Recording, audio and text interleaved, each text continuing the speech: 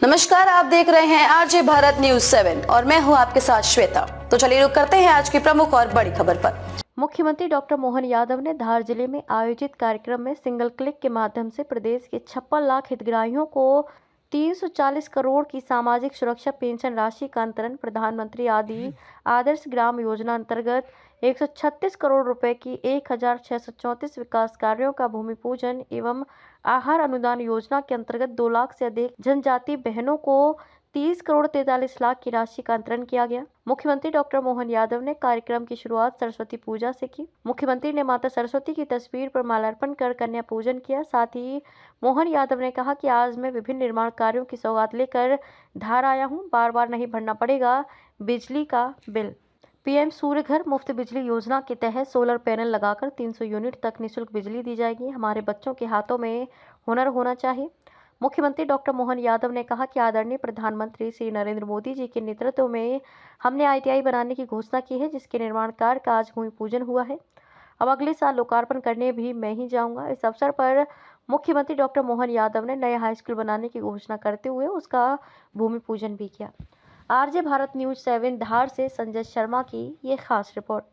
अपने क्षेत्र की खबरों एवं न्यूज चैनल से जुड़ने के लिए संपर्क करें।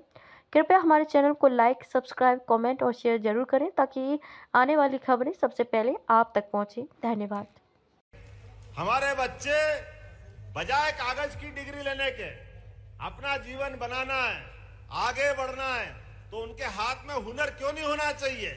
वो अपनी मर्जी के मालिक हो करके अपने हाथ में यश लेकर के अपनी जिंदगी अच्छी बनाए। ये प्रधानमंत्री के नेतृत्व में आईटीआई बनाने की हमने घोषणा की है। ये निर्माण कार्य का आज भूमि पूजन हुआ है और कलेक्टर साहब सुन लेना, अगले साल तक इनका लोकार्पण करने भी मैं ही आऊंगा। ध्यान रखना, ये सारे के सारे निर्माण कार्य जो हम घोषणा कर रहे हैं वो सारे के सारे निर्माण कार्य पूरे होना चाहिए। आज इस अवसर पर 38 करोड़ की लागत से कुक्षी सड़क निर्माण का भी यही भूमि पूजन किया गया है।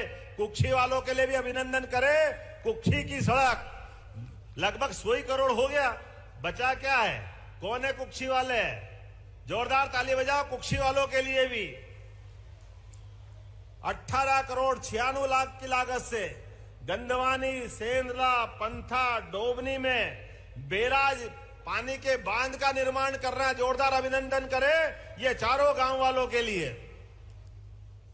11 करोड़ 34 लाख की लागत से सामुदायिक स्वास्थ्य केंद्र, हमने कोविड में हॉस्पिटल की आवश्यकता समझी है, लगभग 11.5 करोड़ की लागत से ये भी हमारे यहां बनाया जा रहा है। आज के अवसर पर 4 करोड़ 17 लाख की लागत से ज्ञानपरा, तलावड़ी, धुलेट में नए हाई स्कूल बनाने की भी यही घोषणा कर रहा हूं और उसका भूमि पूजन भी साथ साथ कर रहा हूं। और अब आप सुन लो, बिजली का बिल भर भर के हम परेशान होते हैं, तो बिजली के बिल के आधार पर कई लोगों की बिजली कट जाती है, मकान गिरवे पड़ जाते हैं। तो सोलर योजना के अंतर्गत 300 यूनिट तक सोलर का सभी को बिजली का कनेक्शन दे करके ये बार बार का टंटा ही खत्म करेंगे बिल भरने का।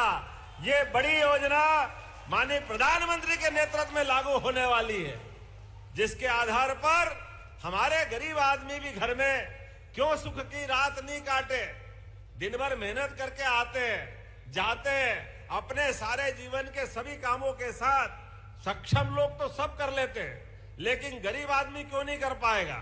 मुझे इस बात की प्रसन्नता है, माननीय प्रधानमंत्री के माध्यम से, टेक्सटाइल यूनिट के माध्यम से आपके यहां पीएम मेगा पार्क, मित्र पार्क, पीएम मित्र पार्क के माध्यम से 1 लाख लोगों को टेक्सटाइल में आपके यहां रोजगार देने का प्रबंध किया जाएगा। धार का नक्शा बदलेगा आने वाले समय में। 1 लाख लोग किसी इंडस्ट्रियल बेल्ट में काम करने के लिए अगर काम का मौका मिलता है, उससे बड़ी बात क्या हो सकती है। जोरदार अभिनंदन करो माननीय नरेंद्र मोदी जी का, जो दिल्ली से सोच करके कहते कि हाँ, हमारे धार के भाई बहनों के पास रोजगार के मौके क्यों नहीं होना चाहिए। बिल्कुल होना चाहिए। और कल और आज हमने उज्जैन में बैठ करके इन्वेस्टर समिट के माध्यम से, एक कॉन्क्लेव के माध्यम से आपके इस धार मांडव की धरती पर 20 से ज्यादा कारखाने लगाने के एमओयू करके फैसला किया है, जिसमें 10,000 लोगों को रोजगार मिलेगा। हमने सबने देखा कोविड के खराब समय में, बहुत खराब समय था, और ऐसे खराब समय में हमको एकमात्र जिंदगी बचाने का रास्ता अगर मिला है तो आयुर्वेद के माध्यम से मिला है। कोविड में काढ़ा पी करके, आयुर्वेद की दवा खा करके अधिकांश लोगों ने उस समय, जब बीमारी का इलाज नहीं मालूम पड़ा था, दवाई मालूम नहीं पड़ी थी, ऐसे में जान बचाने के लिए एलोपैथिक डॉक्टर ने भी काढ़ा पी पी करके अपना इलाज कराया था। और इसी आधार पर मुझे इस बात का गर्व है, ये हमारे वनांचल के क्षेत्र में हमारी सरकार ने तय किया कि हाँ, धार, झाबुआ, यहां पर भी आयुर्वेदिक कॉलेज खोला जाएगा, आयुर्वेदिक मेडिकल कॉलेज धार में भी खोला जाएगा। ताली वाली बजा करके आनंद के साथ इसकी घोषणा का हम आनंद लें। अपने धार के अंदर ये जो सौगात मिली है, धार हो, मांडव हो, आप तो परमात्मा की दया से इतने अच्छे अच्छे स्थान लेके बैठे हो, जिन स्थानों के बलबूते पर अब मां नर्मदा के पानी के आधार पर हमारे जीवन में बदलाव आना चाहिए। तो नर्मदा का पानी चाहिए कि नहीं चाहिए अपने को?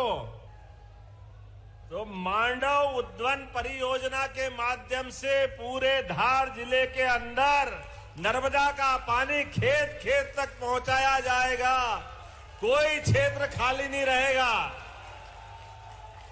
हर क्षेत्र के अंदर नर्मदा के पानी से हमारे किसानों की जिंदगी में बदलाव लाने का निर्णय हमारी सरकार ने किया है। किसी भी हालत में नर्मदा का पानी खेत खेत तक जाएगा। अरे मां नर्मदा का आशीर्वाद हमको मिल रहा है, और ऐसे आनंद के वातावरण में जब बदलते दौर का समय है, दुनिया में भारत की पहचान एक अलग रूप में जा रही है, ऐसे में हमारे अपने खेतों के अंदर पानी क्यों नहीं मिलना चाहिए? लगातार शासन के हित के जो निर्णय लेना है, एक एक निर्णय आप अंदाज लगा लो। परसों यशस्वी प्रधानमंत्री ने साइबर तहसील के माध्यम से जो हमारे मध्य प्रदेश को सौगात दी है, अरे हमारी जमीन, हमारे बाद हमारे बेटे का नाम चढ़ना हो, घर में बंटवारा करना हो, कोई किसी कारण से जमीन बेच दे या कोई खरीद ले, तो पटवारी के आगे पीछे घूमो, पटवारी साहब संभालो, पटवारी साहब पकड़ो पकड़ो, नामांतरण कर दो, नामांतरण कर दो। वो नामांतरण करने के नाम पर हम सबको परेशान करते थे।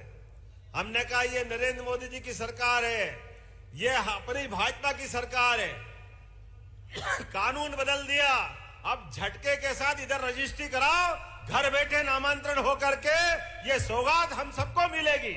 ये सारे भ्रष्टाचार के रास्ते बंद करेंगे। जो जनता के हित के फैसले लेना हो, ऐसे किसी फैसले लेने में हमारी सरकार पीछे नहीं हटेगी।